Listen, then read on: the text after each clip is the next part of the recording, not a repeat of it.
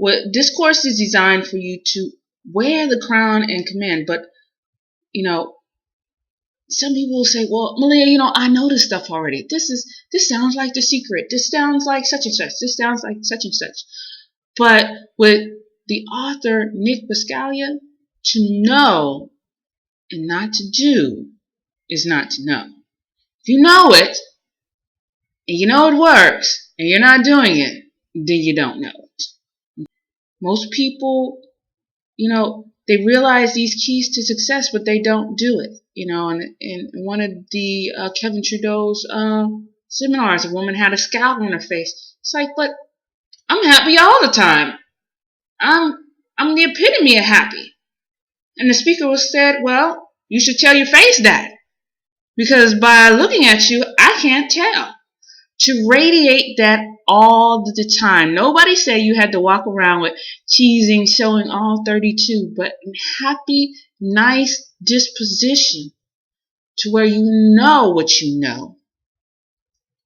And you know it's at the unconscious level to where it happens naturally, effortlessly. So, to know and not to do is not to know.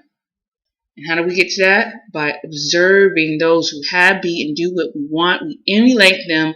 Monkey see, monkey do. Or we read books and biographies by them and learn them by observing what they do and emulating instantaneously, effortlessly. And it's not a big hoopla like it is now. Like, oh, this is natural. She went natural. No, it's to the point where on this movie, it's like, the guy was so happy he made it in the end zone when he was playing football, and he did his little happy dance and all that.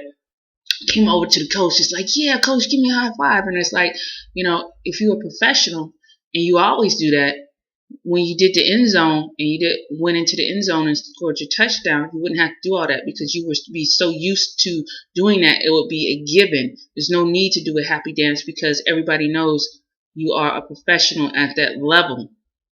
And those happy dance days are over because you're so used to doing it.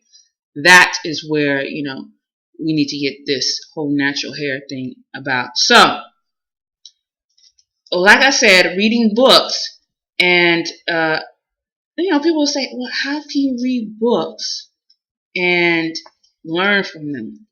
Well, if you have autobiographies, which are real stories of people and who are doing what you have, be, and want to do, the books allow our brains to use imagination, and this imagination creates neural pathways that are faster than observing from our physical eye. So, for example, you're reading a book, and it is so good, you are engrossed. You're in that book, and you're just reading. And your child says, Mom, you're still reading. Mom, hello, Mom, is anybody there? And you finally look up and you look over to your child and say, what are you talking to me? It's like, yeah, Mom, I've been calling you. Where were you? Your mind, everything was focused on that book in conjunction with your imagination, establishing neural pathways that were needed to get to where you were observing whatever that author was saying. So use this technique as you are on your natural hair journey. There are plenty of books out there about natural hair, whether it's natural hair how-to Bible or somebody's natural hair journey. Mind you, you're going to only focus on books from authors who have, be, or do what you are wanting. We're not focusing on other books. We're focusing on those strictly who have, be, and do what you want. So, again, that's my time for today. I will see you at the next segment.